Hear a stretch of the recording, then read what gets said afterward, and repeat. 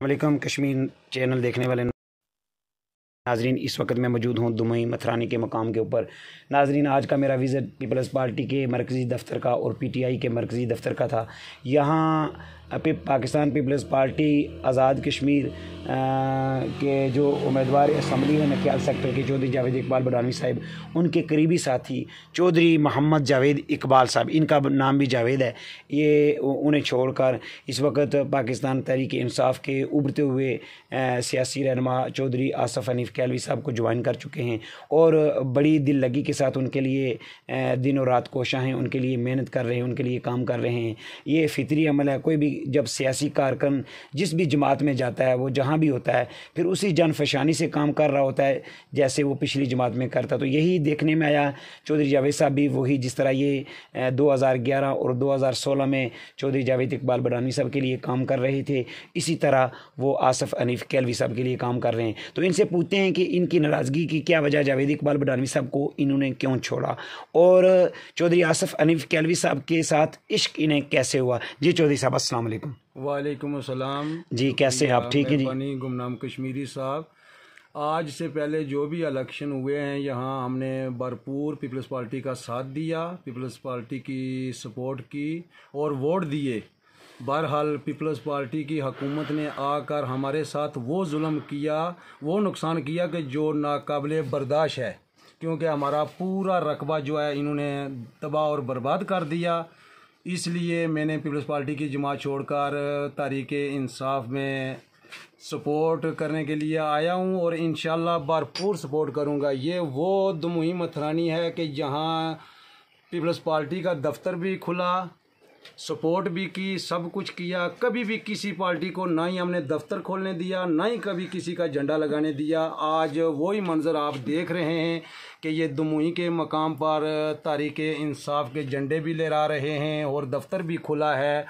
तो बात रही कि इन्हों का हमने साथ भरपूर दिया, लेकिन इन्होंने जो हमारे साथ किया वो सब लोगों को पता है। जो यहाँ हम पे मुसल्लत करके जावेद बडानवी साहब ने लोग रखे, उन्होंने हमारे साथ जो जुल्म किया वो सबको पता है। हमारा नुकसान किया, हमारा रकबा तबाह किया, हमारे घर के करीब जो है ना ये बहुत दूर से पानी लेकर और हमारे घरों पे जाके फेंक दिया। हमारा रकबा मुकम्मल तौर पे तबाह हो गया और इंशाल्लाह अब जो हम सपोर्ट करेंगे आसफ़ हनीफ़ कैलवी साहब तो क्या आप करेंगे, कोई चोरी नहीं करेंगे, कोई छुप के नहीं करेंगे, जो करेंगे सरेआम करेंगे। ना ही किसी का डर है, ना ही किसी का खौफ है।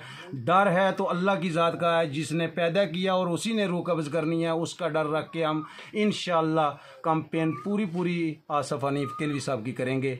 नहीं, क्या आसफ़ हनीफ़ कैलवी साहब आपको ज़मीन या वो चीज़ें वापस दिलवा देंगे? इंशाल्लाह जब इंसान गिरता है तो इंसान कोशिश करता है कोई टेनी हमारे हाथ में आ जाए, कोई घास हमारे हाथ में आ जाए। इंशाल्लाह जब इक़्तिदार में जाएंगे, नहीं जाएंगे, हमने कभी किसी को ये स्टाम्प पे नहीं लिख के दिया कि आपको असम्बली हाल में भेज के हम वापस आएंगे।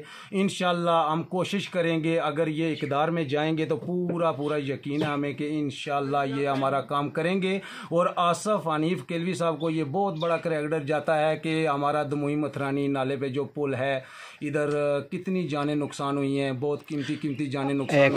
कता कलामी माफ़ करना, लोग ये कह रहे हैं कि वहाँ आसफ़ हनीफ़ कैलवी साहब का कोई किरदार नहीं है, कोई उन्होंने फंडिंग नहीं की। ये जो पुल बना है ये अवामी फंडिंग से बना है और इसके अंदर जो किरदार है वो साईं डॉक्टर खालक साहब का है। तो इस बारे में ज़रूर नाज़रीन को बताइएगा क्या कि वाक़या आसफ़ हनीफ़ कैलवी साहब का कोई किरदार नहीं है। बात बताने की नहीं है, क्योंकि जो भी काम होता है ये सब लोग गाँव वाले जानते हैं कि ये काम किसने करवाया। ये सब लोग जानते हैं कि यहाँ किसने मिशन रखा और किसके मिशन पे ये पुल तमीरात हुआ। अब अल्लाह का इतना करम है कि गाड़ियाँ भी शुरू हो गई हैं, डंपर भी वहाँ से गुजरना शुरू हो गए हैं, पुल भी कामयाब तरीन हुआ है।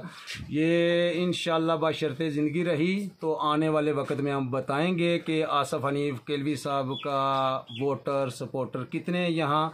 और ये बताने वाली बात नहीं है कि ये आसफ़ हनीफ़ कैलवी साहब ने कोई पैसे नहीं दिए, फंडन नहीं की। इस वक्त में मांगना बहुत मुश्किल है। अगर डॉक्टर अब्दुल खालक साहब ने भी मांग कर ये काम किया तो ये क्रेडिट उनको भी तो जाता है। नहीं, आसफ़ हनीफ़ कैलवी साहब के बारे में बताएं, उनका कितना किरदार? साहब ने ये मिशन रखा, यहाँ ये एक मीटिंग हुई, जलसा हुआ, उसमें ये मिशन रखा तो उन्होंने तो सबसे पहले ये بات کھلے لفظ میں کہہ دی تھی کہ یہ سیاست سے ہٹ کے کام کرنا ہے. ٹھیک ہے. تو آصف حنیف کیلوی صاحب نے پیسے دیے. یہ اب لوگ تو کچھ باتیں کچھ کر رہے ہیں, کوئی کچھ کر رہے ہیں, لیکن یہ گاؤں والے لوگ جانتے ہیں کہ یہ کس نے, یہ انشاءاللہ یہ سب لوگوں کو پتا ہے کہ یہ پل کس نے مشن رکھا اور کس نے تیار کروایا. یہ بتانے والی بات نہیں ہے, یہ سب لوگ جانتے ہیں. اب کچھ تو کچھ بات کر رہے ہیں, کوئی کچھ بات کر رہا ہے, لیکن انشاءاللہ بشرطِ زندگی رہی تو آنے والے وقت میں آصف حنیف کیلوی صاحب کا پورا ساتھ دیا جائے گا.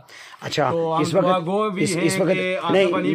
ایک سیاسی, آپ ایک سیاسی کارکن ہیں, پرانے تجربہ کار کارکن ہیں, تو آپ اپنے تجربے کی بنا پر کیا دیکھتے ہیں کہ آصف حنیف کیلوی صاحب نیو وارد ہیں حلقہ کے اندر, ان کا پہلا الیکشن ہے, تو کیا ایک طرف فاتح نکیال جی نے کہا جاتا ہے, جاوید اقبال بڑھانی صاحب ہے, دوسری طرف میدان کارزار کے اندر نعیم خان صاحب بھی اتر چکے ہیں, تو وہاں پھر ایک مذہبی جماعت کے امیدوار اسمبلی ملک شبیر صاحب بھی موجود ہیں, انہیں بھی بڑا ووٹ جائے گا, مذہبی ووٹ جو ہے وہ تقریباً انہیں ہی جائے گا. تو ان تین بڑے پہاڑوں کا مقابلہ ایک 27 سالہ نوجوان کر کے جیت پائیں گے؟